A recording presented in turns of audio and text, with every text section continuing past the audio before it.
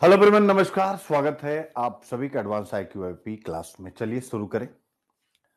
और जैसा कि आप स्क्रीन पर देख रहे हैं कि प्री बजट एनालिसिस अब शुरू हो गया है और आज हम लोग प्री बजट एनालिसिस का सेशन 1 करने जा रहे हैं।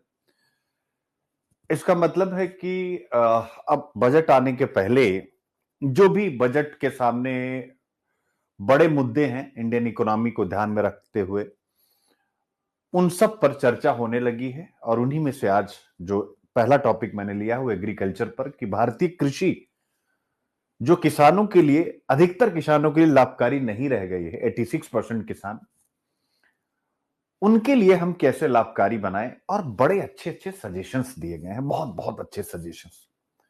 तो अगर आज हम इस टॉपिक से शुरुआत करेंगे तो उन सजेशंस को पढ़ेंगे और फिर जब बजट पढ़ेंगे तो, या बजट सुनेंगे, आप स्वयं बजट स्पीच सुनेंगे तो आपको लगेगा यार एग्रीकल्चर सेक्टर में जो रिफॉर्म हुए हैं, क्या उस दिन जो एडिटोरियल पढ़े थे क्या उससे कुछ मैच कर रहा है, नहीं कर रहा है।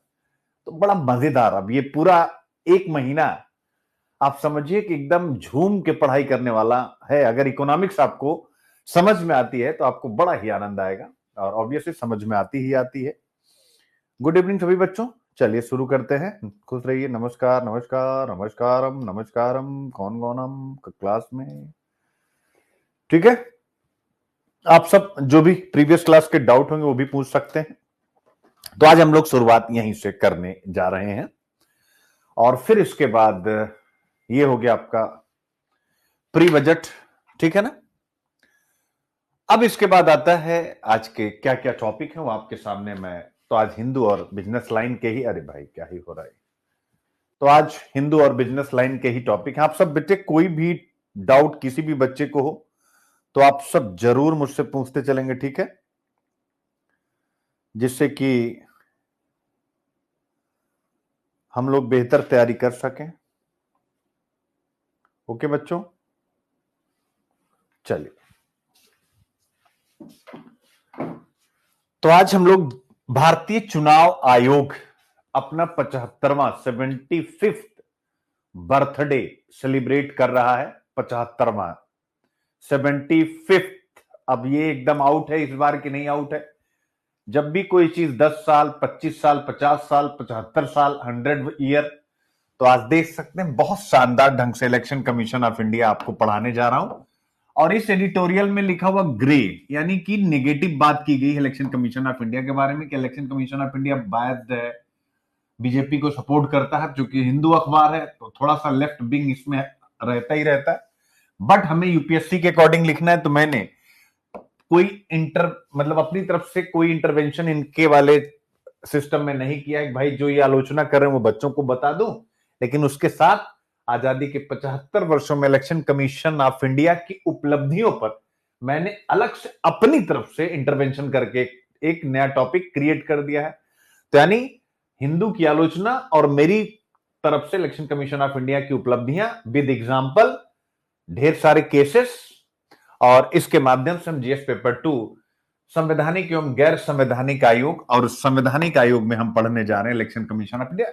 और इलेक्शन कमीशन ऑफ इंडिया पर, इलेक्शन पर आप अगर उठा करके देखेंगे तो जो चीजें चर्चा में रहती हमेशा पूछी गई हैं, चाहे वो एक साथ चुनाव कराने की बात हो, चाहे ईवीएम की बात हो, आप चेक करिएगा, या चुनाव आयोग के सामने क्या चैलेंजेस हैं, या चुनाव आयोग के रिफॉर्म्स जो भी हाल फिलहाल में हुए हैं, आप देखेंगे इन तीनों विषयों पर प्रश्न आ चुके हैं। तो ऐसी परिस्थिति में 75 वर्ष है तो ये जीएस पेपर 2 में मेरी तरफ से 2025 वाले बच्चों को तोहफा, और ये आउट है क्योंकि 75 वर्ष ये सेलिब्रेट करें तो 2025 वालों के लिए तोहफा। और इतना ही नहीं, जो बिहार यूपी की या किसी भी स्टेट के मेंस की तैयारी कर रहे हैं जिसमें रिटन एग्जामिनेशन, उनके लिए भी इंडियन पॉलिटी में मेरी तरफ से तोहफा।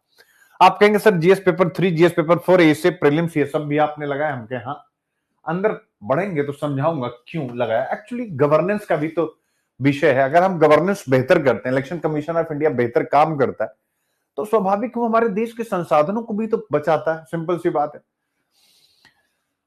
प्लस इथिक्स में तो है कि अगर वो सही नहीं कर रहा है अकॉर्डिंग टू जो हिंदू में है, तो स्वाभाविक है वो नैतिक रूप से सही नहीं, अगर पक्षपात करता है क्या भारत में गरीबी को कम आंका जा रहा? आज फ्राइडे, आप सबको पता है, हिंदू में एक आता है, एक पेज आता है जिसमें क्वेश्चन आंसर रहते हैं।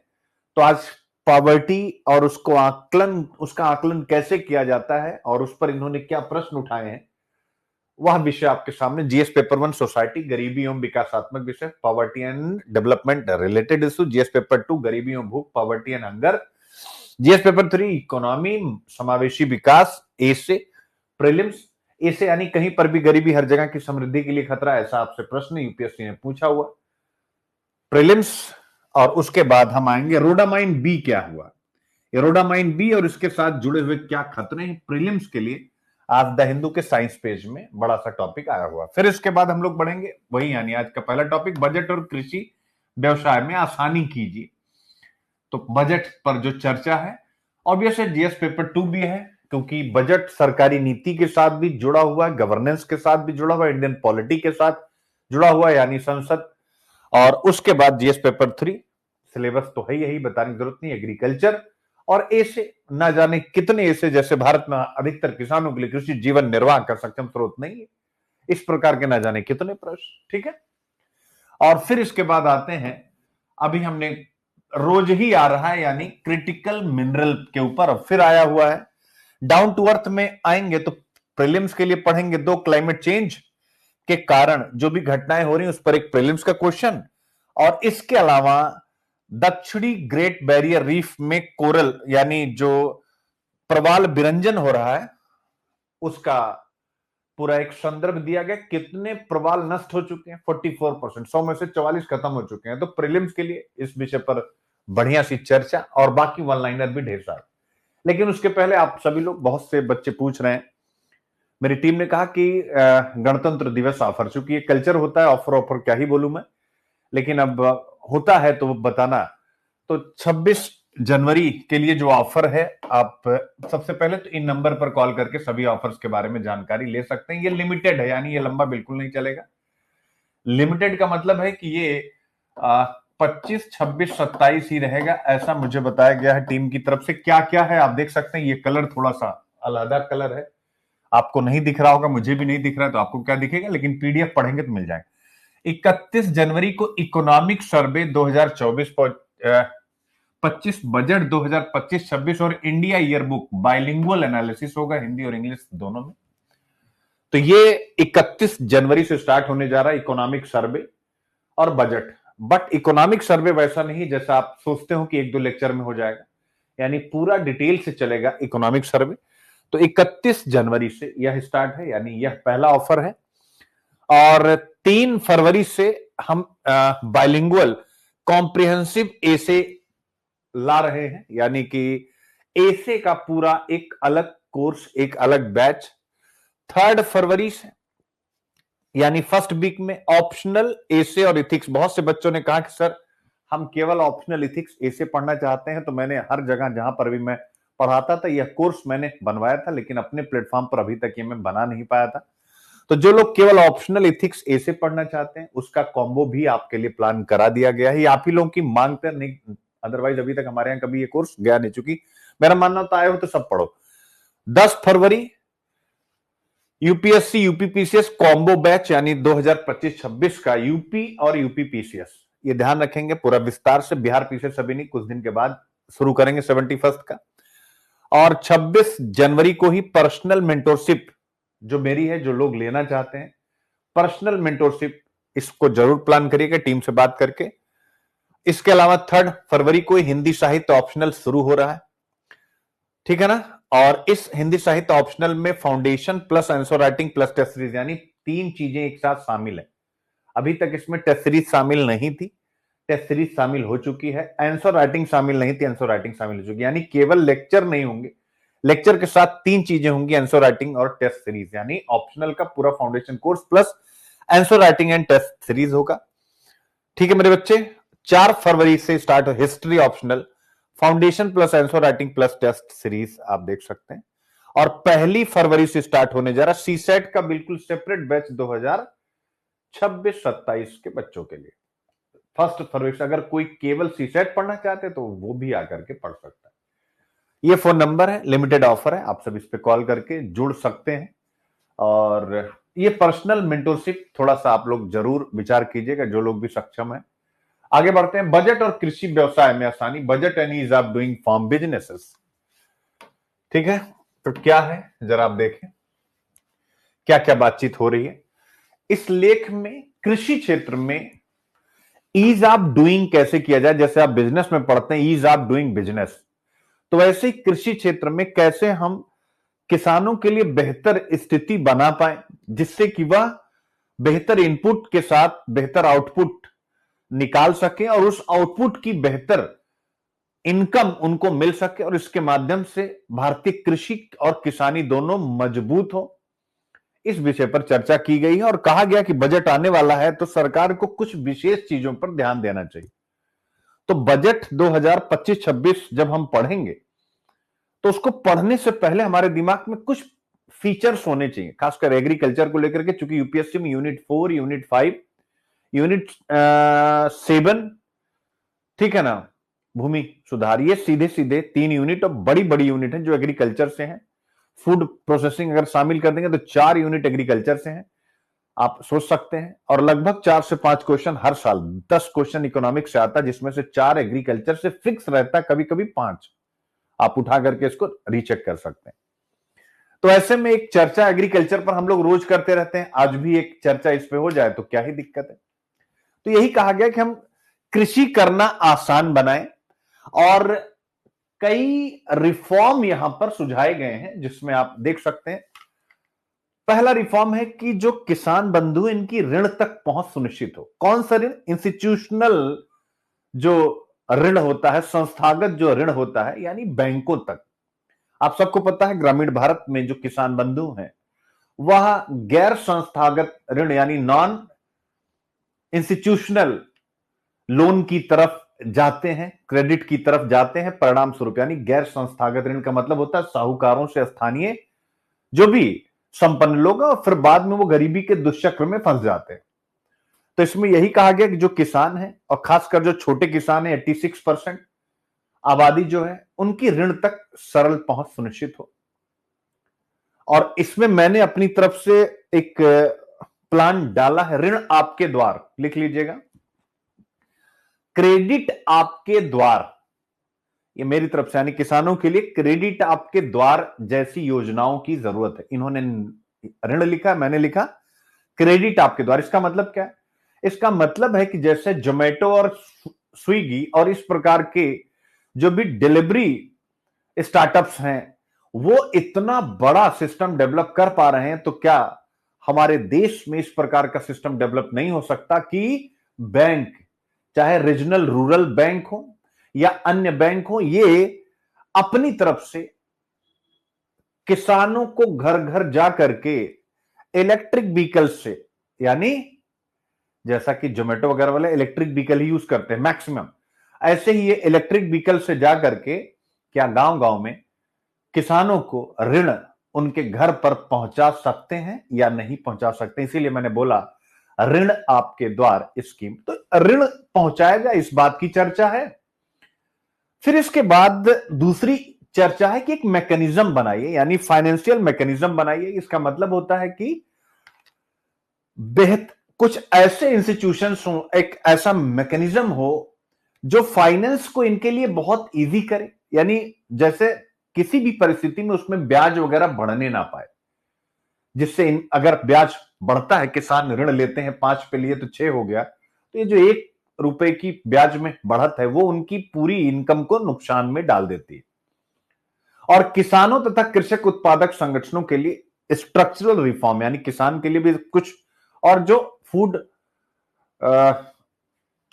प्रोड्यूसर ऑर्गेनाइजेशन है या हम कहें फार्मर प्रोड्यूस ऑर्गेनाइजेशन है, ज्यादा अच्छा रहेगा, तो कृषक उत्पादक संगठनों के लिए भी कुछ कार्य करने की जरूरत है। ठीक है, तो ये 3-4 बातें हैं जो आगे विस्तार से दी गई हैं। तो 24-25 का बजट एक जिक्र कर दिया गया है कि भाई कौन पिछली बार, ठीक है ना, तो इसको आप बस ऐसे ही एंजॉय करिएगा। अब आते हैं, यानी मेरा जो सिलेबस है इस टॉपिक को देखने का वो आपके सामने है। फिर यूपीएससी का जनरल स्टडीज पेपर 2 गवर्नेंस में जाएगा। क्यों? क्योंकि यहां पर बात की कृषि सुधारों के लिए संस्थागत समन्वय यानी विभिन्न संस्थाओं को जोड़ना, वित्तीय समावेशन में नाबार्ड और आरबीआई की भूमिका, सामान्य अध्ययन पेपर 3 कृषि और अर्थव्यवस्था बताने की जरूरत नहीं, किसानों के लिए व्यापार करने में आसानी बढ़ाने के उपाय, कृषि उत्पादकता बढ़ाने में ऋण और मूल्य श्रृंखला वित्त पोषण की भूमिका, निबंध पेपर में भारतीय कृषि का भविष्य, विकास, इक्विटी और स्थिरता को संतुलित करना और खेत से बाजार तक किसानों के लिए व्यापार करने में आसानी सुनिश्चित करना। ये बिहार पीसीएस और यूपी पीसीएस दोनों के लिए आप मान के चलिएगा कि आउट है, क्योंकि वहां एग्रीकल्चर पर प्रश्न पूछे जाते हैं तो एक अच्छी खासी प्रैक्टिस आपकी हो जाएगी।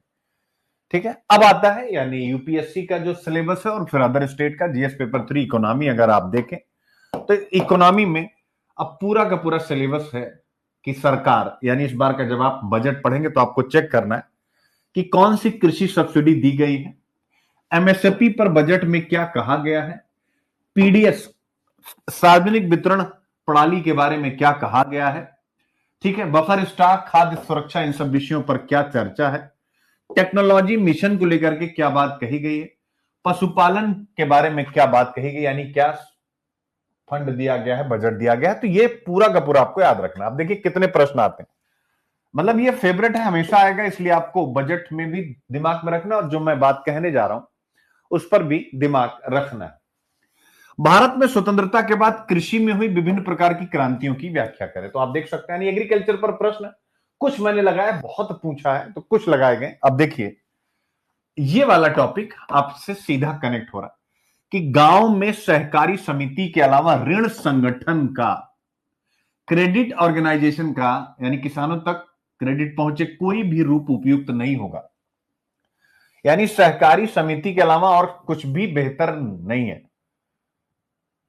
और फिर उसके बाद भारत में एग्रीकल्चर फाइनेंस की बातचीत कही गई है और बार बार कि एग्रीकल्चर फाइनेंस का जिक्र किया गया है और इसके सामने क्या चुनौतियां हैं इस विषय पर चर्चा की गई है। इसका मतलब है कृषि वित्त, एग्री फाइनेंस किसानों के लिए एक महत्वपूर्ण टूल है, एक महत्वपूर्ण उपकरण है जो उनकी उत्पादकता, उत्पादन दोनों बढ़ाने में मददगार होता है। क्योंकि अगर पैसा है तभी एग्रीकल्चर इनपुट, बीज, उर्वरक, कीटनाशक, ये सारी चीजें इस्तेमाल हो पाती। सिंपल सी बात है। तो इसीलिए मैंने कहा एग्री फाइनेंस पर, एग्री क्रेडिट पर आपसे पूछे गए हैं, आपसे हमेशा पूछे जाएंगे। जीएस पेपर 3 इकोनॉमी, सरकारी बजट तो बताने की जरूरत है नहीं कि बजट से पूछता है कि 2017-18 के बजट पर आपसे क्वेश्चन पूछा, आपकी बार एग्रीकल्चर को लेकर के पूछ लेगा। तो आपको बस केवल ये मैं टॉपिक इसलिए कर रहा हूं जिससे आप अवेयर रहें। Indian economy and issue relating to planning बताने की जरूरत नहीं, भारतीय अर्थव्यवस्था में संसाधनों को जुटाना। जीएस पेपर 2 गवर्नेंस, सरकारी नीतियां और विभिन्न क्षेत्रों में विकास के लिए हस्तक्षेप। तो सरकारी नीतियों के द्वारा विभिन्न क्षेत्र यानी कृषि में विकास के लिए क्या हस्तक्षेप सरकार की तरफ से किया जा रहा है, ठीक है। और फिर उसके बाद statutory, regulatory and various quasi judicial body, इनका भी जिक्र आएगा। ऐसे भारत में अधिकतर किसानों के लिए खेती जीवन निर्वाह का सक्षम स्रोत नहीं है, ऐसा 2017 में पूछा गया, आगे भी पूछे जाएंगे, ठीक है। भारत में लगभग बेरोजगारी, near jobless growth in India, यानी बेरोजगारी वृद्धि एक विसंगति या आर्थिक सुधारों का परिणाम आप देख सकते हैं। GS paper 3 economy, UP PCS same syllabus है, झारखंड पीसीएस आप देख सकते हैं, यानी एग्रीकल्चर हर जगह है, आप कहीं से करिए। यूपी पीसीएस में पूछा भारत की $5 ट्रिलियन इकोनॉमी, संभावनाएं एवं चुनौतियां। तो इस इकोनॉमी में एक पार्ट एग्रीकल्चर होगा कि नहीं होगा? होगा। तो आपको चाहे स्टेट का बजट हो चाहे सेंटर का बजट हो, आपको दिमाग में रखना ही रखना। बिहार पीसीएस का आप देख सकते हैं। 69 बीपीएससी में आपसे पूछा गया कृषि व्यवस्था में सुधार कर देश के ग्रामीण अर्थतंत्र को सशक्त बना सकते हैं, यानी एग्रीकल्चर में रिफॉर्म करना है। अब एग्रीकल्चर में रिफॉर्म क्या करेंगे आप स्वयं बताएं। तो जो मैं चर्चा करने जा रहा हूं वो सारे रिफॉर्म एग्रीकल्चर रिफॉर्म के तहत ही आएंगे और आप उनको याद रख लेंगे। और इस प्रकार का कोई प्रश्न जब आप डील करेंगे तो आप लिखेंगे ना कि कृषि व्यवस्था में सुधार करके हम रूरल इकोनॉमी को मजबूत करेंगे। परंतु कृषि व्यवस्था में सुधार का पैरामीटर क्या हो, तो आप लिखेंगे कि इन निम्नलिखित उपायों को अपना करके हम कृषि व्यवस्था में सुधार कर सकते हैं। 1 2 3 4 लगभग 11 पॉइंट 12 पॉइंट मैं आगे देने जा रहा हूं आपको।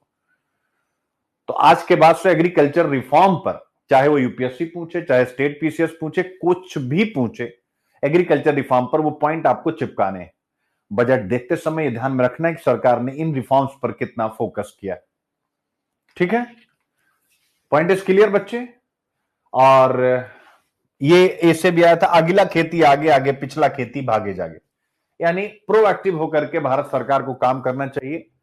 अन्यथा अधिकतर किसानों के लिए कृषि जीवन निर्वाह का जो सक्षम स्रोत नहीं है, वह हमारे यहां एक स्थिर प्रवृत्ति, एक स्टेबल ट्रेंड प्राप्त कर लेगा। और अगर वो ऐसा कर पाता है तो स्वाभाविक रूप से यह ग्रामीण अर्थव्यवस्था के लिए, इंडियन इकोनॉमी के लिए और रोजगार विहीन समृद्धि की जो स्थिति है उसके लिए एक चिंतनीय स्थिति बन जाएगी। इसलिए हमें समय रहते अब सुधार करने की आवश्यकता है। यही विषय यहां पर चर्चा किया गया है। अब आइए देखें इंट्रोडक्शन में क्या बात कही गई है कि ये जो आगामी वित्तीय वर्ष यानी जो शुरू होने वाला है के लिए अपने मतलब कृषि बजट को महत्वपूर्ण रूप से बढ़ाने की तैयारी कर रही है। आप देख सकते हैं, यानी पिछली बार जो कृषि के लिए पैसा दिया गया था, इसमें डेटा में आप मत जाइएगा 15%, 20%, क्योंकि ये इनका एजम्पशन है। अब जितना बढ़ेगा वो हम लोगों को रटना ही रटना है। तो इस टॉपिक में डेटा पर आप बिल्कुल मत जाइएगा। इस टॉपिक को केवल आपको, ठीक है, क्या करना है, as a concept building session के रूप में लेना है कि सरकार जो अब ये फाइनेंशियल ईयर आने वाला है उसमें कृषि को जो बजट आवंटित होता था उसमें वृद्धि करने जा रही, लगभग 15% की बात है। और ये कहा जा रहा है पिछले 6 वर्षों की यह सबसे ज्यादा वृद्धि है, यानी पिछले 6 वर्षों में इस बार कृषि को सबसे ज्यादा बजट दिया जा रहा है। सामान्य शब्दों में आप ये समझिएगा। अब अगर हम पिछले 6 वर्षों में सबसे ज्यादा देने जा रहे हैं, जैसा न्यूज़पेपर में कहा गया है, ऑब्वियस इनके पास इनपुट होता है, सोर्सेज होते हैं, तो अब हम इसका यूज कैसे करेंगे? अब हम बजट आएगा तो चेक करेंगे, हाँ भाई दिया गया और कितना % दिया गया। तो एक तो हम वहां इसका इस्तेमाल यानी IQIP करेंगे। दूसरा, अगर ये ट्रेंड सही साबित होता है तो अब भारतीय कृषि पर कोई भी प्रश्न आता है बच्चे, तो उसमें सरकार क्या कर रही है आपको लिखना ही पड़ता है, पूछे ना पूछे, वो आपको डालना ही डालना है। तो आप अब यह पॉइंट लिख पाएंगे कि नहीं, पिछले 6 वर्षों में सबसे ज्यादा बजट एग्रीकल्चर सेक्टर को दिया गया है, तो आप यहां से लिख सकते हैं। मजा आया? अब आता है कि ये जो 6% बढ़ाया जा रहा है ये क्यों, वाई? तो इसका उद्देश्य आपको बस याद रखना है, इसका मोटिव क्या है, इसका उद्देश्य क्या है, इसका एम क्या है। To enhance rural income and manage inflation, यानी ग्रामीण आय को बढ़ाना और मुद्रास्फीति को नियंत्रित करना। जरा समझिएगा ये दोनों बातें होंगी कैसे। ग्रामीण आय, स्वाभाविक रूप से जब सरकार फंड ज्यादा देगी तो जो किसान बंधु हैं उन तक भी फंड पहुंचेगा, क्योंकि उन्हीं के क्षेत्र के लिए है। तो जब फंड ज्यादा होगा तो ऑब्वियसली इनपुट बेहतर इस्तेमाल होगा, आउटपुट बेहतर आएगा और बेहतर मार्केट मिलेगा, तो स्वाभाविक है सबकी इनकम बढ़ेगी। तो ग्रामीण आय कैसे बढ़ेगी आप बताने की आवश्यकता है बच्चों, नहीं है ना? अरे भाई, ज्यादा पैसा, ज्यादा इन्वेस्टमेंट, ज्यादा उत्पादन, ज्यादा इनकम, ग्रामीण आय बढ़ गई। और ग्रामीण आय बढ़ी तो इंडिया की इकोनॉमी बढ़ी। कैसे बढ़ी आपको सिखाया गया है, डिमांड और सप्लाई से ही हमारी इकोनॉमी चलती है। ग्रामीण भारत में अकॉर्डिंग टू 2011 सेंसस, क्योंकि हमारे पास 2011 का कोई जनगणना है नहीं, तो 2011 का सेंसस जो हमारे पास उपलब्ध है वो सेंसस क्या कहता है, 69% आबादी गांव में रहती। मान लीजिए 10% अभी हम और जोड़ दें, 60% एक लमसम आबादी अभी गांव में रहती है। 40% के आसपास अब नया आंकड़ा आएगा, तो मे बी मैं अपनी तरफ से एज्यूम कर रहा हूं, तो 60% आबादी अभी भी गांव में है। तो 60% आबादी की अगर इनकम बढ़ेगी तो वो कौन लोग हैं? अब जरा इसी को टेक्निकल रूप में समझिएगा। तो जब आप पढ़ते हैं ना प्राइवेट फाइनल कंजम्पशन एक्सपेंडिचर बच्चों, PFCE, यानी हमारी जीडीपी 100 रुपए की है तो जीडीपी के 4 ग्रोथ इंजन माने जाते हैं। पहला उपभोक्ता, जिसे हम प्राइवेट फाइनल कंजम्पशन एक्सपेंडिचर के नाम से जानते हैं। दूसरा होता है GFCF, यानी ग्रॉस फिक्स्ड कैपिटल फॉर्मेशन, यानी जो इन्वेस्टमेंट होता है सरकार और निजी क्षेत्र करता। तीसरा, सरकार भी, यानी केंद्र राज्य सरकारें भी तो भैया क्या करती हैं, ढेर सारी सेवाएं दे रही हैं, उसका पैसा लेती हैं, वस्तुएं खरीदती हैं, उसके लिए, सॉरी, बहुत सारी वस्तुएं सेवाएं उपयोग करती तो उसका पैसा देती है ना। तो गवर्नमेंट फाइनल कंजम्पशन एक्सपेंडिचर इसका रोल 11% होता है, जीएफसीएफ 33%, बाकी सारा इसका एक्सटर्नल सेक्टर हमारे यहां घाटे में, तो उसका कोई रोल नहीं होता। ये जीडीपी के 4 इंजन माने जाते हैं। अब आप सोचिए कि ये जो 4 इंजन है जिसमें सबसे ज्यादा रोल किसका, लगभग 56% है पीएफसी का। इस 56% का अगर इस 56 को 100 माना जाए तो इसका 60 कहां से आ रहा है, गांव से आ रहा है कि नहीं आ रहा है। यानी जो प्राइवेट फाइनल कंजम्पशन एक्सपेंडिचर का 100 रुपया है उसका 60 रुपया कहां से आ रहा है, गांव से आ रहा है कि नहीं आ रहा है। तो इसलिए गांव को समर्थ बनाए बिना क्या हम शहर को समर्थ बना सकेंगे, आप स्वयं विचार कीजिए। कल ही मैंने पढ़ा है स्मार्ट सिटी मिशन, पढ़ाते समय यूपीएससी ने पूछा था कि बगैर भैया स्मार्ट गांव बनाए आप स्मार्ट शहर नहीं बना सकते हैं। पढ़ाया था कि नहीं पढ़ाया था। तो स्मार्ट शहर और स्मार्ट विलेज का जो बेस है, स्ट्रक्चरल तो अर्बनाइजेशन का है, लेकिन बेस इकोनॉमी भी तो क्रिएट करना पड़ेगा। शहर बेहतर इकोनॉमी के प्लेसेस होते हैं, वैसे हमें गांव को भी बेहतर इकोनॉमी के प्लेसेस बनाना पड़ेगा। इसलिए स्मार्ट विलेज अगर बनाना है तो केवल इंफ्रा से काम नहीं चलेगा, यानी अर्बनाइजेशन का इंफ्रा ही नहीं चाहिए, वहां की इकोनॉमी को भी मजबूत करना है। और अगर 6 वर्षों के बाद बजट में कृषि क्षेत्र में बढ़ोतरी होती है, यानी कृषि के आवंटन में, तो स्वाभाविक है यह इंडियन इकोनॉमी को बढ़ाने वाला साबित होगा। 100% क्लियर हो गया कि नहीं हो गया। पहला, ग्रामीण आय को बढ़ाना। मेरे प्यारे बच्चों, अब आता है दूसरा पॉइंट, यहां कहा गया है मुद्रास्फीति को नियंत्रित करना। अब आप कहेंगे सर ये कैसे हो पाएगा, तो ये इसलिए आप मुद्रास्फीति को नियंत्रित करेगा क्योंकि आपको पता है इसी बार 2024 में जो यूपीएससी ने प्रश्न पूछा था, अगर उसी के साथ इसको मैं इंटरलिंक कर दूं कि मुद्रास्फीति को कैसे नियंत्रित करेगा, आई थिंक कि मेरे सब बच्चे क्लियर हो चुके होंगे। एक बार कमेंट कर दीजिए, बस एक बार, इसी बहाने तुम लोगों का नाम भी ले लूंगा जो कमेंट करेगा कि मुद्रास्फीति को कैसे नियंत्रित किया जाएगा अगर बजट बढ़ा दिया जाएगा तो। चलिए भाई बताइए। अरे बताओ न बताओ न बताओ। नहीं नहीं नहीं, पहला तो क्लियर हो गया, ग्रामीण आय वाला। देखता हूं कौन बताता है। अरे ये सब 100% पीटे जाओ। अरे मैं क्या कह रहा हूं वक्त, ग्रामीण आय को बढ़ाना तक अभी मैंने समझाया, मुद्रास्फीति को कैसे नियंत्रित करेगा ये मैंने नहीं। एक मिनट, किसका आया? कृष्ण भारती अपने आप को एक थप्पड़ मारिए। प्रियंका कुमारी आ गया, बिल्कुल प्रियंका कुमारी, शाबाश बेटा। सप्लाई साइड, क्या बात है, देखा, ये स्मार्टनेस होनी चाहिए।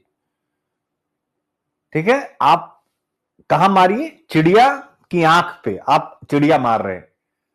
सभी लोग कुछ कुछ अपने ढंग से ठीक बता रहे, लेकिन उसने एकदम सटीक चिड़िया की आंख मार दिया। मुद्रास्फीति को नियंत्रित करना, 2024 में ही तो प्रश्न पूछा था कि आरबीआई इन्फ्लेशन को कंट्रोल करने में किस प्रकार की भूमिका निभाता है। तो हमने क्या पढ़ा था कि वो डिमांड साइड से कंट्रोल करता है। डिमांड यानी वो अगर पॉलिसी रेट बढ़ा देगा, रेपो रेट बढ़ा देगा, तो बैंकों के पास देने के लिए पैसा कम हो जाएगा और ब्याज अधिक रहेगा, तो लोग लेंगे भी नहीं ऋण, तो मार्केट में पैसा कम हो जाएगा, तो मुद्रास्फीति नियंत्रित होगी। तो हमने क्या पढ़ाया था आपको कि आरबीआई केवल डिमांड साइड पर कंट्रोल करता है, लेकिन इन्फ्लेशन केवल डिमांड साइड की समस्या नहीं, इन्फ्लेशन सप्लाई साइड की भी समस्या है। तो सप्लाई साइड के जो कॉन्स्ट्रेंट है, सप्लाई साइड की जो समस्या है, उसका सोल्यूशन कौन निकालेगा, आपसे मैं पूछना चाहता हूं। तो उसी ने, ठीक है, तो सप्लाई साइड की समस्या, जब हम उत्पादन बेहतर करेंगे, सप्लाई का मतलब क्या होगा भाई, अब फूड इन्फ्लेशन हो रहा है, आपको अच्छे से पता है इंडिया में जो इन्फ्लेशन है वो फूड इन्फ्लेशन, ये कोर इन्फ्लेशन हमेशा अच्छी स्थिति में रहा। तो फूड इन्फ्लेशन क्यों है, because of the supply side constraint. अब चाहे उसके लिए एक्सट्रीम वेदर कंडीशन, चरम मौसमी घटना मान लीजिए, या कुछ भी आप मान सकते हैं, वो आपके ऊपर।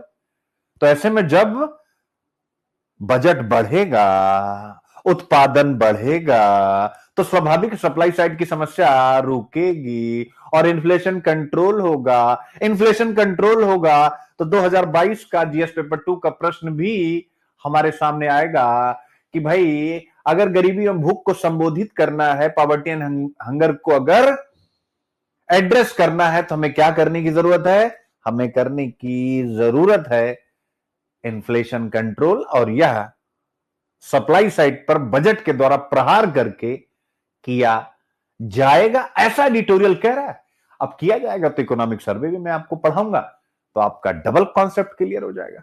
अब आया समझ में ना पिटाई, यही इसीलिए यहां क्लास लगा, कम से कम तुम लोगों का ना मैं कमेंट, अब जैसे प्रियंका ने बता दिया आप सब में, अब वो मेरे दिमाग में घुस गई। ऐसे ही मेहनत करोगे तो दिमाग में घुसोगे। अब तीसरे पॉइंट पे आते हैं, यानी अगला उद्देश्य क्या है मेरे प्यारे बच्चों, उच्च उपज वाली बीज के किस्मों का विकास करना। यानी पैसा क्यों बढ़ाया जा रहा है, पहला हो गया, दूसरा हो गया, तीसरा हो गया हाइब्रिड बीज। ऑब्वियस है कि भाई खेत उतना ही लेकिन उत्पादन ज्यादा हो, यह भी अच्छी बात है। इसके अलावा अगली समस्या क्या है, पोस्ट हार्वेस्ट, यानी हमने फसल की कटाई वटाई कर ली, अब हम रखें कहां। तो स्टोरेज और सप्लाई के बुनियादी ढांचे में सुधार करना, यानी कोल्ड स्टोरेज और ये सारी चीजों को विकसित करना, यानी खलिहान से खाद्यान्न को सुरक्षित रखने की व्यवस्था के लिए पैसा दिया जाएगा। इसके अलावा चूंकि फूड इन्फ्लेशन ही सबसे ज्यादा है, तो यह पैसा इसलिए बढ़ाया जा रहा है जिससे हम दाल, तिलहन यानी तेल, सब्जियों और डेयरी उत्पादों के उत्पादन को बढ़ा सकें। आप कहेंगे अच्छा सर, दाल, तिलहन, सब्जी, डेयरी उत्पाद, आपको पता है ये सब हमारे यहां फूड इन्फ्लेशन का बहुत बड़ा कारण है। हम तेल बाहर से मंगाते हैं खाने का, यानी हम चलाने का तेल और खाने का तेल बाहर से मंगाते हैं, और जैसे ही वो तेल महंगा होता है, चाहे रशिया यूक्रेन का युद्ध हो या कोई अन्य मिडिल ईस्ट का जियोपॉलिटिकल क्राइसिस, रिजल्ट क्या होता है कि तेल महंगा आएगा तो हमारे घरों में तेल महंगे में ही जाएगा, तो हमारी पॉकेट पे असर पड़ेगा। तो स्वाभाविक रूप से उसी को मुद्रास्फीति कहते हैं, जिसे हम इंपोर्टेड इन्फ्लेशन कहते हैं। दाल भी हम बाहर से इंपोर्ट कर रहे हैं, तो ऐसे में दाल और तेल अगर हम अपने यहां ज्यादा उत्पादित करेंगे तो स्वाभाविक रूप से इन्फ्लेशन भी कंट्रोल होगा, और हमारा जो फ्लेक्सिबल इन्फ्लेशन टारगेटिंग है यानी एफआईटी है, उसको भी हम बचा पाएंगे, 4% के आइडियल स्तर पर बनाए रख पाएंगे। क्योंकि हमेशा हम पढ़ते हैं कि जो भी इन्फ्लेशन है because of the food and fuel, तो फूड एंड फ्यूल में से एक फ्यूल का इंतजाम हम कर रहे हैं, दूसरे का हम कर नहीं सकते क्योंकि हमारे पास वो नेचुरली उपलब्ध ही नहीं। तो दाल, तिलहन, सब्जियों और डेयरी उत्पादन को बढ़ाना, क्योंकि सब्जियों और डेयरी उत्पादों के जो भी उत्पाद हैं इनकी कीमतें बढ़ती हैं, तभी फूड इन्फ्लेशन बढ़ता है। तो आई थिंक कि आपको मजा आ गया बेटा, खूब अच्छे से समझ में आया कि इसको छोड़ दीजिए कि भाई अगर बजट बढ़ाया जाता तो क्यों, 4-5 पॉइंट याद आ गया कि नहीं याद आ गया। अब मुझे बताना है 100% क्लियर हो गया सब बच्चों को, 100%। बस अब इसमें यही कहा जाएगा कि भैया देखो ये सब कर रहे हो, एम ये है, लेकिन किसानों तक ऋण पहुंचे उसके लिए कुछ नया डेवलप करो।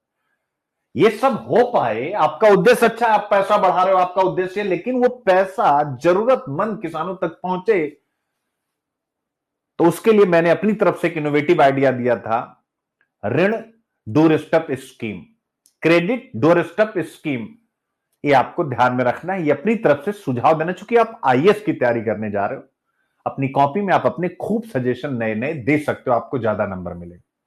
तो यहां तक की पिक्चर क्लियर होगी, तो टॉपिक क्लियर है, इसमें कुछ रहे नहीं, ठीक है, क्लियर बेटा। अब इसके बाद कुछ और बात, कहा गया कि हम एग्री एक्सपोर्ट को भी बढ़ाना चाहते हैं, बहुत अच्छी बात है। यानी अगला उद्देश्य है हम एग्री एक्सपोर्ट को बढ़ाना चाहते हैं,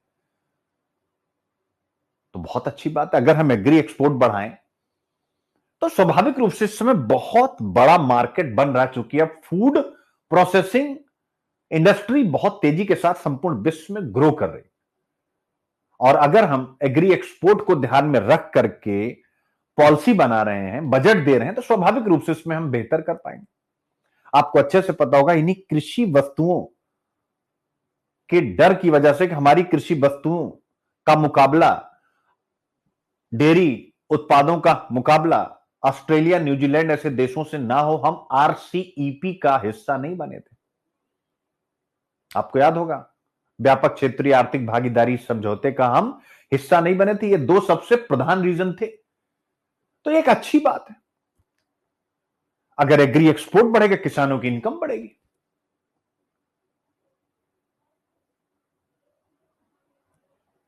फिर कहा गया है कि एक और इनिशिएट लिया जा सकता है कि जो कृषि ऋण दिए जा रहे हैं किसानों को, उसकी सीमा बढ़ेगी, यानी हो सकता है कि 5,000 के बजाय 7,000 मिले, ऐसा। और जो फसल बीमा है उसका भी विस्तार किया जाएगा। तो ये सारे काम किए जाएंगे, याद रखिएगा, ऐसा संभावना जताई गई है। और क्यों? क्योंकि मैंने आपको अभी कल भी पढ़ाया, आज भी पढ़ा रहा हूं, ना जाने कितनी बार पढ़ा चुका हूं कि भैया बेचारा जीडीपी में देता है 15 से 16% का योगदान, रोजगार में देता है 45% का योगदान, तो स्वाभाविक इस सेक्टर को तो बढ़ाना ही होगा। और बड़े दुख के साथ कहना पड़ रहा है कि यही पॉइंट आप लिख सकते हैं, वे सपने जो भारत को सोने ना दें। क्या लिख सकते हैं कि नहीं लिख सकते? वे सपने जो भारत को सोने ना दें। आप ट्रस्ट करिए, जब केजरीवाल सीएम बने थे, मैं रो रहा था। आपको मैं अपने मन की बात बताऊं, क्योंकि दिल्ली में मैं हूं और चुनाव का समय है, मैं रो रहा था। मतलब मैं सच बता रहा हूं, टीबी चल रही है, मेरा पार्टनर अभी सासाराम में डिप्टी कमिश्नर है। मतलब मेरा पार्टनर क्या, मेरा भाई दोस्त, कुछ भी मानिए। तो सासाराम में अभी डिप्टी कमिश्नर है जीएसटी में, बिहार पीसीएस से हुआ था। तो हम लोग देख रहे थे टीवी में, रो रहा था फफक। वो कह, अरे यार चुप रहिए, क्या ही। बट वो भी यही बात कि मतलब लग रहा था क्या ही हो जाएगा। तो मैं ये बात क्यों कह रहा हूं? इलेक्शन के लिए नहीं, मैं ये कह रहा हूं कि जिसमें आदमी को उम्मीद दिखती है ना कि ये आदमी कुछ करेगा,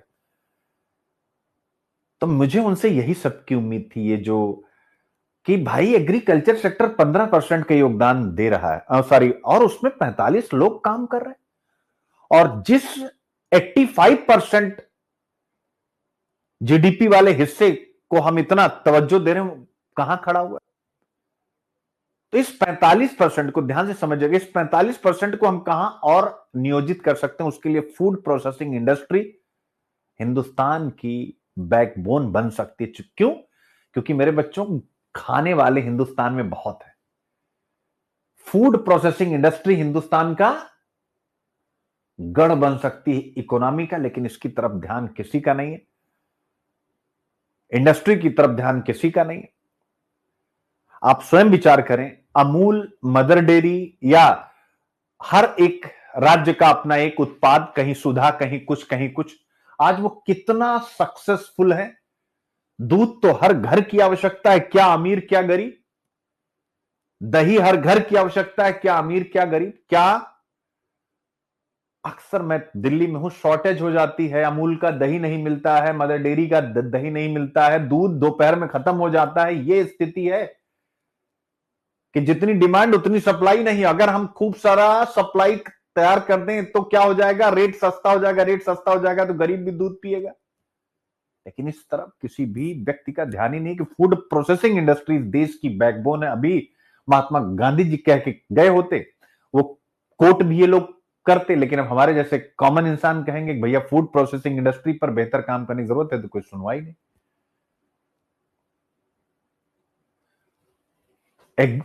जैसे बिहार, अब बिहार में जब चिराग पासवान साहब को यह पोस्ट मिली, फूड प्रोसेसिंग इंडस्ट्री वाला, मुझे लगा था कि कुछ रेवोल्यूशन हो जाएगा। नई उम्र के हैं, हो सकता भी करे भाई, हम लोग मास्टर आदमी क्या ही किसी के बारे में कह सकते हैं, ठीक है। तो मुझे लगा था कि यार ये नई उम्र का बंदा है और बिहार में फूड प्रोसेसिंग इंडस्ट्री की पूरी चैन ही लगवा देगा। तो खैर, अब वो लोग जो कर रहे हैं नहीं कर रहे, मतलब किया जा सकता है बहुत बड़े लेवल पर, चूंकि बिहार एग्री स्टेट है। आज पंजाब अपने एग्रीकल्चर के दम पर ही संपूर्ण विश्व को लीड, अभी से संपूर्ण विश्व ही कह सकते हैं। एग्रीकल्चर सेक्टर में अगर हम एक्सपोर्ट करें तो पंजाब का योगदान है बहुत बड़ा, हरियाणा का योगदान है। क्यों है? अब ये नहीं कहना चाहिए बड़े किसान है, अमीर किसान। अगर वहां बड़े अमीर किसान आगे बढ़ सकते हैं, तो हम बिहार में, यूपी में, अन्य राज्यों में क्यों नहीं सामूहिक खेती एक आंदोलन के रूप में शुरू करें? अगर नेता, ऑफिसर गांव गांव में जाकर के अभियान करेंगे तो लोग अपने खेतों को मिलाएंगे। समस्याएं हैं, लेकिन आपको काम करना पड़ेगा ना। धीरे धीरे कुछ लोग मिलाएंगे, फिर जब उनका उत्पादन बढ़ेगा कुछ लोग और देखेंगे, फिर उनके अंदर चेंज आएगा। सामूहिक खेती, इंटीग्रेटेड फार्मिंग कहां हो रही, वही बड़े किसान, छोटे किसान इंटीग्रेटेड फार्मिंग के बारे में क्या ही जाने। तो ये सारी बातें हैं, आई होप आप समझ गए हैं पूरा का पूरा मुद्दा। अब आता है कि विशेषज्ञों का सुझाव है कि किसानों की आय को स्थिर करने और उचित मूल्य बनाए रखने के लिए किसानों को अधिक प्रत्यक्ष हस्तांतरण और बेहतर फसल खरीद प्रणाली की आवश्यकता है। यहां कहा जा रहा है चलो ये सब तो किया जाएगा, दो चीजें और है कि डायरेक्ट बेनिफिट ट्रांसफर इनको थोड़ा और दिया जाए, जैसे प्रधानमंत्री किसान सम्मान निधि टाइप की स्कीम है, इसमें कुछ पैसा बढ़ा दिया जाए। और मैं बिल्कुल इसके पक्ष में हूं कि सरकार को इस बजट में प्रधानमंत्री किसान सम्मान निधि में अवश्य धन बढ़ाना चाहिए, वो किसान बंधुओं के लिए बहुत जरूरी है। हम लोग टैक्स पेयर हैं, बर्दाश्त करेंगे। और बेहतर फसल खरीद प्रणाली, यानी कि किसानों की जो खासकर छोटे किसानों की 86% किसान जो है उनकी उपज औने पौने दाम पर ना बिके, ये दो चीजें और बेहतर ढंग से काम करने की आवश्यकता है। तो इसमें देख सकते हैं सजेशंस भी आ गया, ठीक है, क्लियर बेटा?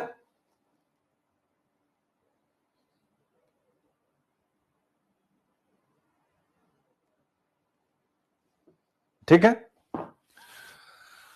तो कृषि सुधारों में चुनौतियां भैया आप क्या बताएं, छोटे और सीमांत किसान बताने की जरूरत नहीं है, इन्हीं के लिए सबसे ज्यादा चुनौती है। और तीन चीजें वही कही, ऋण इनको अच्छे से उपलब्ध कराओ, मूल्य श्रृंखला वित्त पोषण यानी कि इनकी उपज का बेहतर दाम मिले, उसके लिए एक पूरा सप्लाई चेन और इंस्टीट्यूशनल ढंग से उन्हें ऋण वगैरह मिले, ये काम आप शुरू करो। तो जो कहा जा रहा है कि जो सुधार हो सकते हैं, ठीक है, तो आप देख सकते हैं, सबका नाम है, एकदम फैक्ट है, मैं स्क्रीन से हट करके आपके सामने बात रख रहा हूं, इसको आप समझते चलिएगा, क्योंकि ऐसा रहूंगा तो इंग्लिश मीडियम वाले बच्चों का कंटेंट कटेगा। तो आप देख सकते हैं क्या कर रहा है, interest subvention for term loan, यानी सावधि ऋणों के लिए ब्याज सहायता, ठीक है, यानी सिंपल है, जो किसानों ने क्या लिया है, ऋण लिया है, उस पर छूट बढ़ाई जाए, यानी उस पर छूट दी जाए, सिंपल सी बात है। फिर क्या है, ऑमनीबस क्रेडिट गारंटी स्कीम, सर्वव्यापी ऋण गारंटी योजना, यानी नाबार्ड के तहत मौजूदा योजनाओं को एकीकृत करके ₹2 करोड़ तक के जमानत मुक्त ऋण प्रदान किए जाए। इसके लिए कोई कोलेटरल जमीन वगैरह कोई भी गिरवी ना रखी जाए। और एबीसीएफ की विनियामक परिभाषा, यानी कृषि मूल्य श्रृंखला में निर्बाध वित्त पोषण की सुविधा के लिए इनपुट आपूर्तिकर्ताओं और कृषि उपज एकत्रीकरण को शामिल करना। तो ये कुछ चीजें हैं। इसके अलावा one nation one scale of finance, ठीक है, एमएसपी वस्तुओं के लिए वित्त पोषण को नए ढंग से बनाना, सिंपल सी बात है। सोर्सिंग लिंक्ड प्रोत्साहन, आप देख सकते हैं, सोर्सिंग लिंक्ड इंसेंटिव जैसे प्रोडक्शन लिंक्ड इंसेंटिव है, यानी कारपोरेट को कर छूट और वित्तीय प्रोत्साहन के माध्यम से सीधे कृषि समूहों से स्रोत प्राप्त करने के लिए प्रोत्साहित करने, यानी वो लोग भी आए यहां इन्वेस्टमेंट करें। वेयर हाउस वित्त पोषण सीमा में वृद्धि, जिससे बड़े किसान क्या करें, वेयर हाउस में जो अपना माल रखे हुए हैं उसकी रसीद से भी बैंक से लोन ले सकें, इस प्रकार की सुविधा भी आपको देनी है। तो ये सारी बातें कही गई है। कृषि व्यय में वृद्धि, यानी ये सब कर दिया गया है और इसमें कुछ और रिफॉर्म भी आगे किए जाएंगे। सरकार कृषि बजट में कितने % वृद्धि की योजना बना रही है, ये सारी बातें यहां पर लिखी गई, ठीक है बच्चे, फोकस क्षेत्र, ये सारी बातें मैंने आपको बता दी, ठीक है। जो भी दिया जाएगा नियम कानून सरल बनाए जाएंगे, बस इतना आपको ध्यान में रखना। क्या क्या दिया जाए, क्रेडिट एक्सेसिबिलिटी दी जाए, मूल्य श्रृंखलाओं को सुदृढ़ किया जाए, एफपीओ के लिए समर्थन दिया जाए, किसानों की आय में वृद्धि हो, वैश्विक रूप से हम प्रतिस्पर्धी बन सके, पर्यावरणीय रूप से स्थिर खेती कर सके, यही सारी बातें हैं। तो इसमें आपको क्या करना है, इसमें आगे कुछ पढ़ना नहीं है, जो मैंने स्टार्टिंग बताया, अब हमें ध्यान में रखना है जब बजट आएगा तो, ठीक है। तो ये रहा हमारा पहला टॉपिक। उसके बाद ये पूरा ऑफर है भाई, लिमिटेड ऑफर रहेगा, ये ध्यान रखिएगा, फोन करके इस पर जो भी ऑफर चल रहे, खासकर इकोनॉमिक सर्वे 2024-25, बजट 2025-26 और इंडियन ईयरबुक बाइलिंगुअल एनालिसिस, आप कनेक्ट जरूर हुए। बाकी जो फाउंडेशन के बच्चे वो तो आएंगे।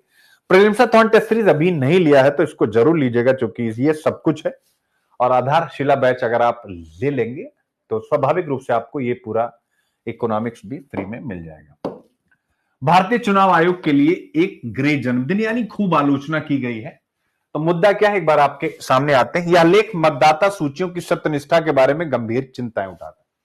यानी इसमें कहा गया है कि मतदाता सूचियों को लगातार अपडेट किया जाता है और उसमें फर्जी ढंग से नाम वगैरह दर्ज कराए जाते हैं। और गजब का लिखा गया है, पूरी तरह आलोचना, कि महाराष्ट्र के चुनाव में यही किया गया और उसके कारण से जो एनडीए है उसको बहुत ज्यादा सीटें आ गई, ऐसा इन्होंने कहा। वैसा तो आप लिख ही नहीं सकते, नहीं तो आपका नंबर 0 हो जाएगा।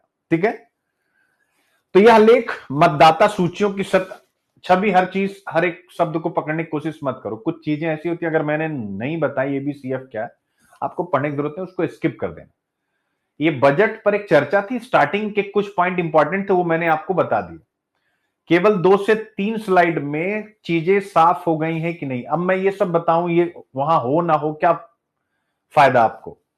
तो ये केवल आपको बजट के लिए तैयार करना था, इसलिए वो चर्चा की गई। मैंने पहले ही कहा कि उसका कोई भी कंटेंट आप लोगों को यूज नहीं करना, ना उसका नोट्स बनाना है, ना पढ़ना है, केवल सुन लेना है। क्योंकि आप उसको कुछ भी बनाओगे वो बजट के साथ चेंज हो जाएगा। तो मैंने स्टार्टिंग में ही सब बातें बता दी हैं, हर लाइन, हर चीज को पढ़ने की जरूरत नहीं है। ठीक है ना। यह लेख मतदाता सूचियों की सत्यनिष्ठा के बारे में गंभीर चिंताएं उठाता है तथा महाराष्ट्र राज्य के चुनाव और भारत के चुनाव आयोग की भूमिका पर ध्यान केंद्रित करता है। यानी इनका कहना है कि महाराष्ट्र में खूब धोखाधड़ी हुई। अब अगर इनकी बात मान लें तो एक नैतिक मुद्दा भी है, लेकिन आप ऐसा लिख नहीं सकते। तो ये टॉपिक अच्छा था, क्योंकि 75 साल हो चुके हैं। तो ऐसी परिस्थिति में, यानी देख सकते 25 जनवरी को इलेक्शन कमीशन ऑफ इंडिया की स्थापना की 75वीं वर्षगांठ है, यानी कल, जिसे राष्ट्रीय मतदाता दिवस के रूप में भी मनाया जाता है। आप देख सकते हैं, और इसकी भूमिका बहुत महत्वपूर्ण है, क्योंकि चुनावी लोकतंत्र है हिंदुस्तान, तो उसकी पवित्रता सुनिश्चित करने में इसकी बहुत महत्वपूर्ण भूमिका है। जैसा कि डॉक्टर बी आर अंबेडकर सहित संस्थापक नेताओं ने इलेक्शन कमीशन ऑफ इंडिया के बारे में यही कल्पना की थी। आई थिंक कि आप इसको समझ गए बच्चों। ठीक है, तो अब 75 वर्ष हुए हैं, तो एकदम आउट है कि नहीं, और आपके अंदर आवाज आई कि नहीं, सर अब तो हम इलेक्शन कमीशन ऑफ इंडिया पे प्रीलिम्स और 1-2 बार रिवाइज कर लेंगे। तो अब आपको धीरे धीरे समझ में आएगा कि हमने करंट अफेयर्स तो पूरा ऑब्वियस है हिंदू करा ही रहा हूं, अब दूसरी चीज क्या मिलने वाली है। लेकिन अब यह नहीं कि तुरंत ग्रुप में मैसेज करने लगिएगा। अभी जैसे जैसे एग्जाम पास आएगा, अप्रैल, इंपॉर्टेंट टॉपिक की लिस्ट आना स्टार्ट हो जाएगी आपके पास। अब वो वाली नहीं जो पहले भेजी इकोनॉमिक्स, नहीं, अब आएगी, यानी जो साल भर चर्चा में रहे हैं। अगर इलेक्शन कमीशन ऑफ इंडिया तो उसका नाम लिखा रहेगा, दल बदल है तो उसका नाम लिखा रहेगा, ये अप्रैल में होगा। समझ गए। तो अभी आप खूब मेहनत करिए, अप्रैल में एकदम छोटा हो जाएगा आपका पूरा सिलेबस, यानी इतना रटोगे वही सब वहां डायरेक्ट मिलेंगे, एक साल में जो भी चर्चा में रहे। तो इस बार प्रीलिम्स बवाल है, इसलिए आधारशिला, पीवाईक्यू, एफपीक्यू, प्रीलिम्स, जिनके पास भी है, समझिए इस बार बहुत बड़ी क्रांति है।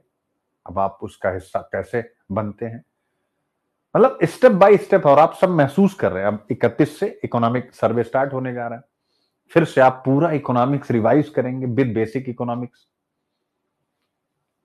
तो चीजें बहुत बेहतर है, मेहनत करनी है। ठीक है, मैंने जो सिलेबस यहां निकाला है वो है ऑब्वियस है, पॉलिटी, गवर्नेंस, तो election commission of India, electoral reform, ethics paper 4, transparency, accountability and institutional integrity in public administration, unit 6। ऐसे में क्या क्या आ सकता है, भारत में चुनावी लोकतंत्र को मजबूत बनाना, चुनौतियां और सुधार। तो इस प्रकार की चीजें आपको लिखनी पड़ेंगी निबंध में, खासकर जीएस में नहीं, कि भाई ये प्रश्न उठाए जाते रहे। लोकतांत्रिक अखंडता की रक्षा में संस्थानों की भूमिका। ठीक है, तो जीएस पेपर 4 में ये लोक प्रशासन में सरकारी संस्थाओं में नैतिक चिंता एवं दुविधा है कि नहीं। तो अगर सरकारी संस्थाओं पर ऐसे आरोप लग रहे हैं, कितने सही है नहीं हुए एक अलग बात है, लेकिन अगर एक प्रतिष्ठित अखबार एक प्रश्न उठा रहा है तो स्वाभाविक है लोग, यह सरकारी संस्थानों में नैतिक चिंता का एक विषय है, संवैधानिक संस्थानों में नैतिक चिंता का एक विषय है। संवैधान, एक प्रश्न आपसे पूछा था, कॉन्स्टिट्यूशनल एथिक्स 2 बार पूछ चुका है, इंडियन पॉलिटी में भी और एथिक्स में भी, कि कोई संवैधानिक नैतिकता का अनुरक्षण या संरक्षण कैसे कर सकता है। तो अगर इलेक्शन कमीशन ऑफ इंडिया को जो रोल मिला है, जो रिस्पॉन्सिबिलिटी मिली है, अगर उसका ट्रांसपेरेंट ढंग से वह निर्वहन नहीं करता है, तो स्वाभाविक वो संवैधानिक नैतिकता का उल्लंघन कर रहा है। और अगर ट्रांसपेरेंट ढंग से उसका उस कार्य को जो उसको संविधान के द्वारा प्रदत्त है या दिया गया है, अगर उसके अकॉर्डिंग वो काम कर रहा है तो स्वाभाविक रूप से वो संवैधानिक नैतिकता का संरक्षण कर रहा है। लेकिन इस प्रश्न में यह विषय उठाया गया कि कहीं ना कहीं वो ट्रांसपेरेंट नहीं है, वो अकाउंटेबल नहीं है।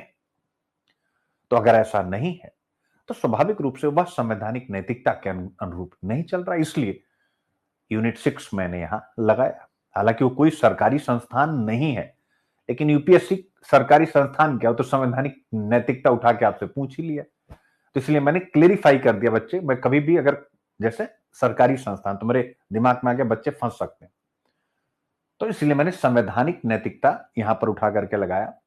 इलेक्शन कमीशन ऑफ इंडिया पर कोई भी एथिकल विषय आप इसमें से पॉइंट लिखना चाहें तो ऐसा कह सकते हैं, मीडिया में ऐसे मुद्दे उठाए जाते हैं, अपने ऊपर मत लीजिएगा, ठीक है। तो ये भारतीय लोकतंत्र कहां जा रहा है, सोन उस बहुत सी बातें हैं। अब अगला आपके सामने आता है, लोकतंत्र की ताकत उसकी चुनावी प्रक्रिया की निष्पक्षता में नहीं, यानी जितना निष्पक्ष चुनाव होंगे लोकतंत्र उतना ही मजबूत होगा। क्यों?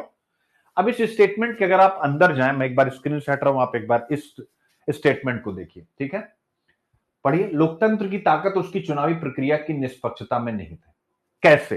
अरे भाई, लोकतंत्र जनता के लिए, जनता द्वारा जनता का शासन है ना, तो जनता जब अपने प्रतिनिधि चुन रही है तो स्वाभाविक रूप से अगर उसके चुनने में निष्पक्षता होगी तभी तो लोकतंत्र मजबूत होगा। यही बात बाबा साहब कह रहे हैं। इस स्टेटमेंट को याद करिए। इलेक्शन कमीशन ऑफ इंडिया पर कोई भी प्रश्न लिखना हो, इसी स्टेटमेंट से आप शुरुआत कीजिए। अब आता है जनप्रतिनिधित्व अधिनियम की मुख्य विशेषताएं, ये भी है, और बाकी संवैधानिक एवं गैर संवैधानिक आयोग हो ही गया। भारत में लोकतंत्र की गुणवत्ता बढ़ाने के लिए भारत के चुनाव आयोग ने 2016 में चुनाव सुधारों का प्रस्ताव दिया। देख लीजिए, यानी जब भी चुनाव आयोग चर्चा में रहा, प्रश्न पूछा गया। 2018 में ईवीएम के ऊपर प्रश्न पूछा गया, आप देख सकते हैं। फिर 2022 में आपसे आदर्श आचार संहिता पर प्रश्न पूछा गया। इसके अलावा एक प्रश्न छूट गया है, केंद्र एवं राज्यों में एक साथ चुनाव होने चाहिए कि नहीं होने चाहिए, इस पर एक प्रश्न पूछ चुका है। गवर्नेंस मैंने लगा ही दिया, सरकारी नीतियां, हस्तक्षेप, ठीक है ना, और उससे भी इंपॉर्टेंट ट्रांसपेरेंसी, ठीक है। क्योंकि भाई अगर संस्थाएं ट्रांसपेरेंट नहीं रहेंगी तो क्या गवर्नेंस ट्रांसपेरेंट हो पाएगा? आप स्वयं विचार करें। जीएस पेपर फॉर एथिक्स मैंने लगा ही दिया है, शासन व्यवस्था में ईमानदारी, प्रोबिटी इन गवर्नेंस, ए से हो गया। कहां वेदर इंडियन डेमोक्रेसी, तो आप आलोचना वाला पक्ष लिख सकते हैं। 2001 हमने अपनी लोकतांत्रिक व्यवस्था से क्या हासिल किया है, भारत में लोकतंत्र ने कितना काम किया, बहुत सी चीजें, ठीक है। तो इलेक्शन कमीशन ऑफ इंडिया, अब इसमें कुछ घुस के बताने की आवश्यकता नहीं, ठीक है। तो अब क्या उठाया गया है इस प्रश्न में कि बाबा साहब अंबेडकर का जिक्र करते हुए कहा गया कि संविधान सभा की जब बहस हो रही थी, इलेक्शन कमीशन ऑफ इंडिया पर जब चर्चा हो रही थी, उस बहस में तो वहां पर सभी का एक मत था, विशेषकर बाबा साहब भी कहते थे कि चुनाव आयोग स्वतंत्र होना चाहिए और जो मतदाता सूची होती है वो बिना किसी हेरफेर के होनी चाहिए। उन्होंने साफ कहा कि चुनाव प्रक्रिया में एग्जीक्यूटिव, विधायिका, कार्यपालिका, न्यायपालिका, ऑब्वियसली कार्यपालिका का यानी सरकार का हस्तक्षेप विशेष रूप से मतदाताओं को शामिल करने या बाहर करने के माध्यम से हेरफेर के खिलाफ था। यानी उन्होंने कहा कि सरकार का हस्तक्षेप मतदाता सूची में नहीं होना चाहिए। और बाबा साहब का जिक्र करते हुए यानी आईक्यूआईपी करते हुए एडिटोरियल राइटर ने अब महाराष्ट्र चुनाव को एकदम से दबोच दिया कि इसमें मतदाता सूची में हस्तक्षेप हुआ है, जिसके कारण से एनडीए को बढ़त मिली है। आई होप आप समझ गए। तो आप इसको लिख नहीं सकते, इसको बस जितना मैंने बताया, यानी महाराष्ट्र चुनाव की पूरी केस स्टडी है, ठीक है। तो आप इसको पढ़ लीजिएगा। इसका लब्बो लुआब है, इसका लब्बो लुआब मेरे प्यारे बच्चों यही है कि मतदाता सूची में हेरफेर किया गया। ऐसा द हिंदू की एक रिपोर्ट में, एक एडिटोरियल में कहा गया, एक संपादकीय में कहा गया। ऐसा आप कोट कर सकते हैं। अगर ऐसा है तो यह चुनाव आयोग की पारदर्शिता पर एक प्रश्न उठाता है। बस इतना डाल के आप आगे बढ़ जाएंगे, लेकिन इसको आप अपने आंसर का आधार बना नहीं सकते। यानी इलेक्शन कमीशन ऑफ इंडिया को बिल्कुल यह नेगेटिव लिखना, ठीक है। तो ये सारी बातें हैं, ठीक है, और यही सारी बातें बताई गई हैं। अब क्लियर है? इसको आप देख लीजिएगा। ठीक है, अमेरिका में कैसे है यह सब बताया गया है। अब इंपॉर्टेंट ये हो जाता है जो मैंने, क्योंकि आपको सरकार के साथ ही चलना है, तो भारतीय लोकतंत्र में चुनाव आयोग की सकारात्मक भूमिका पर मैंने भयंकर कंटेंट तैयार कर दिया, देख सकते हैं। पहला, स्वतंत्र एवं निष्पक्ष चुनाव कराना, उदाहरण भी दे दिया। आदर्श आचार संहिता, उदाहरण भी दे दिया। नोटा, उदाहरण भी दे दिया। इलेक्ट्रॉनिक वोटिंग मशीन, उदाहरण भी दे दिया। Voter verifiable paper audit trail, उदाहरण भी दे दिया। फिर इसके बाद लोकतांत्रिक अधिकारों की कैसे रक्षा करता, उदाहरण भी दे दिया। ठीक है, फिर इसके बाद स्वतंत्र एवं स्वायत्त कार्य प्रणाली है, उदाहरण भी दे दिया। चुनावी विवादों का समाधान कैसे करता, उदाहरण भी दे दिया। ठीक है, मतदाता भागीदारी का कैसे विस्तार करता है, उदाहरण भी दे दिया। फिर इसके बाद चुनावी अखंडता बनाए रखने में, सत्यनिष्ठा बनाए रखने में, उदाहरण भी दे दिया। समावेशी चुनाव यानी दिव्यांग व्यक्तियों, उस पर भी एक केस स्टडी दे दी गई। तकनीकी नवाचार क्या करता है, उसका भी उदाहरण दे दिया गया। राजनीतिक वित्त पोषण को, यानी धन का ज्यादा हिस्सा ना आने पाए गलत ढंग से, चुनावी बॉन्ड वगैरह। ठीक है, अब इसके बाद कई केस स्टडीज भी बता दी। पश्चिम बंगाल विधानसभा चुनाव 2021 में, बिहार विधानसभा चुनाव 2020, जम्मू कश्मीर जिला विकास परिषद चुनाव 2020। ठीक है, ये सारी चीजें यानी उसकी उपलब्धियां रही हैं। तो हमें जो अपना मेंस का आंसर होता है, जो मैंने फॉर्मेट दिया, इस फॉर्मेट पे डिपेंड करना चाहिए। तो इसका मतलब क्या है, मैंने आपसे कहा ही है कि 2025 में जैसे ढेर सारा रिजल्ट हो जाएगा हमारा, जो कि हमें पूरी उम्मीद है। ना होने का मैं कोई कारण देखता नहीं, चूंकि बच्चे लगे हुए हैं और हम लोग केवल रिवीजन पर ही फोकस हैं, और पिछले कितने महीनों से हम लोग लगे हुए हैं। तो और जो नए बच्चे आएंगे, आपको आते ही पिछले कितने महीने का कंटेंट एक पहले ही दिन मिल जाएगा। यानी हमारे यहाँ क्लासेस ऐसे नहीं चलती कि आज आप आ रहे हैं तो आज के आगे का देख पाएंगे। नहीं भैया, आइए पीछे वाला भी सब निपटाइए, जिससे हम फास्ट चल सके। तो मेरा यही कि जब रिजल्ट हो जाएगा तो मैं हिंदू का केवल टाइटल लगाऊंगा और न्यूज लगाऊंगा, बाकी सारा कंटेंट मेरा रहेगा। समझ गया मैं क्या कहना चाह रहा हूं? क्योंकि उसमें कुछ चीजें ऐसी होती है, समय लगता है हमें बनाने में भी, उसका कोई यूज नहीं। अब जैसे आपने देखा बजट वाले में कुछ था ही नहीं, जो मैंने स्टार्टिंग में डिस्कस कर दिया, जो एडिटोरियल के अंदर भी नहीं था, आप लोगों को इजिली समझ में आ गया। लेकिन अगर अभी कर दूंगा तो बच्चे नहीं, सर हमको वो मजा आता है जिसमें आप ऐसे पीपीटी लगा करके पढ़ाते हैं। तो अभी वो कह पा रहे हैं बिकॉज आपके हम लोग असफल हैं। असफल मतलब बहुत रिजल्ट कर नहीं पा रहे। लेकिन जैसे ही छपा 25 में, फिर तो सरेंडर। उसके बाद तो फिर लड़ी लगा दूंगा ना रिजल्ट की। ऐसा तो नहीं केवल 25 रहेगा, 26 में भी मेरे पास अच्छे खासे बच्चे आ चुके हैं, ईश्वर की कृपा है मुझ पे। 25 में भी अच्छे खासे बच्चे आ चुके हैं, 26 में भी हैं। तो उसके बाद तो 25 में होते फिर ठीक है। तो मेरा कहने का मतलब यह है कि इस टाइप का कंटेंट होना चाहिए, जैसे केस स्टडीज वगैरह भी। अब हाँ, ये चुनौतियां हैं भाई, राजनीतिक दबाव इनके ऊपर रहता है, धन शक्ति का इस्तेमाल, फर्जी समाचार, चुनाव के दौरान फर्जी मुकाबलों का, मतलब जो भी ये प्रतिक्रिया करते हैं, इन सब समस्याओं से निकलने के लिए, और फिर कंक्लूजन, और फिर मॉडल क्वेश्चन। मेरे प्यारे बच्चों, चुनाव की पवित्रता लोकतंत्र की नींव है। भारत के चुनाव आयोग की स्वतंत्र और निष्पक्ष चुनाव सुनिश्चित करने में भूमिका का आलोचनात्मक यानी प्लस भी बताइए, और चिंता वाले बात। महाराष्ट्र 2024 राज्य चुनाव जैसे हालिया विवादों के संदर्भ में आप इस प्रश्न का उत्तर दीजिए। पूरा आंसर है तो महाराष्ट्र वाला विवाद कैसे एक नए स्टूडेंट को आंसर में लाना है, यह भी तो आपको सिखा दिया। आप कहेंगे सर वहां तो आप महाराष्ट्र वाला नहीं बताए। हम इसलिए नहीं बताए क्योंकि थोड़ा आलोचनात्मक था, लेकिन आंसर में देखिए कैसे मस्त संभाल दिया गया। तो बस हो गया परिचय, यानी ठीक है क्या काम करता है इलेक्शन कमीशन ऑफ इंडिया की भूमिका, चुनावी सुधार, गलत आचरण की रोकथाम, चुनौतियां क्या है, पक्षपात के आरोप इनके ऊपर लगते हैं, सारी बातें बता दी, कमजोर कानूनी समर्थन, हाल ही में विवाद महाराष्ट्र राज्य। तो क्या लिखा हुआ जरा देखिएगा महाराष्ट्र राज्य वाला, और उधर पढ़िएगा क्या लिखा हूं। यहां देखिए समान आदर्श आचार संहिता उल्लंघन, राज्य संसाधनों के दुरुपयोग और पक्षपातपूर्ण मीडिया कवरेज की रिपोर्टें सामने आई हैं। यानी सामने आई हैं, हम नहीं करेंगे भाई सत्य है नहीं,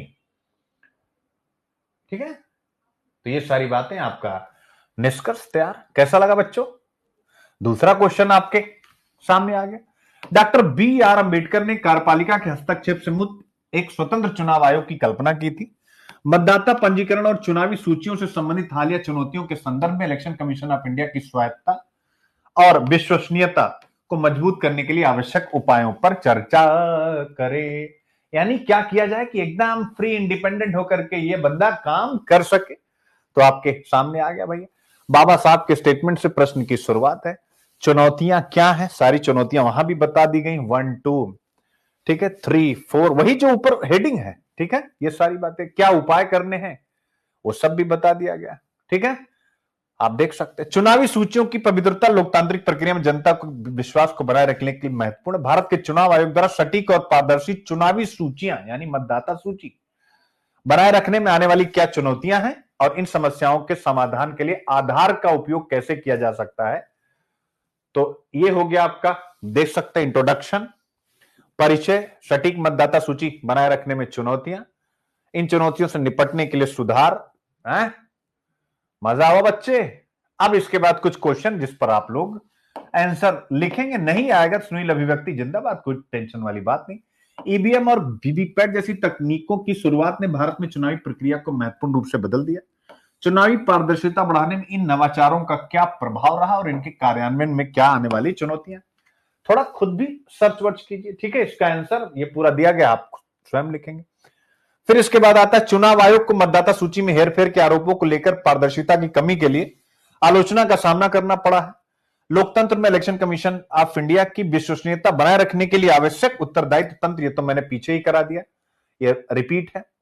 और ऐसे चुनावी सुधार भारतीय लोकतंत्र को सशक्त बनाने के लिए एक मार्गदर्शिका। ये स्टेट पीसीएस के लिए जबरदस्त है, ठीक है। इस पे आप लिखिएगा, ठीक है। अभी मैं बिहार पीसीएस के लिए ये सारे निबंध करा रहा हूं, तो मैं आपको इसका आंसर दे दूंगा, कोई टेंशन वाली बात नहीं, ठीक है ना। मतलब आप जितने भी क्वेश्चन के आंसर नहीं लिख पाएंगे ना, सब इकट्ठा करके रखिएगा। जब हमारी आंसर राइटिंग की क्लास होगी उसमें भी आप मुझसे मांगेंगे तो मैं दे दूंगा, कोई टेंशन वाली बात नहीं। बस मेरी आदत है ढेर सारे क्वेश्चन क्रिएट कर देना, जिससे कि आप सोच सकें कि यार कि मतलब ये जीएस पेपर 2 में भी जा रहा है, पेपर 4 के अंदर भी जा रहा है। एक स्वतंत्र चुनाव आयोग निष्पक्ष लोकतांत्रिक प्रक्रिया सुनिश्चित करता है जो नैतिक शासन के लिए महत्वपूर्ण है। हाल के समय में इलेक्शन कमीशन ऑफ इंडिया ने कौन कौन सी नैतिक चुनौतियों का सामना किया, इसको कर दीजिएगा बेटा जीएस पेपर 4, ठीक है ना। ओके, तो ये आप, और फिर prelims election commission of India आपसे लगातार पूछा गया। मजा आया? चलो इस प्रश्न का उत्तर दो सब लोग। चलो भाई फटाफट इस प्रश्न का उत्तर दो, ठीक है।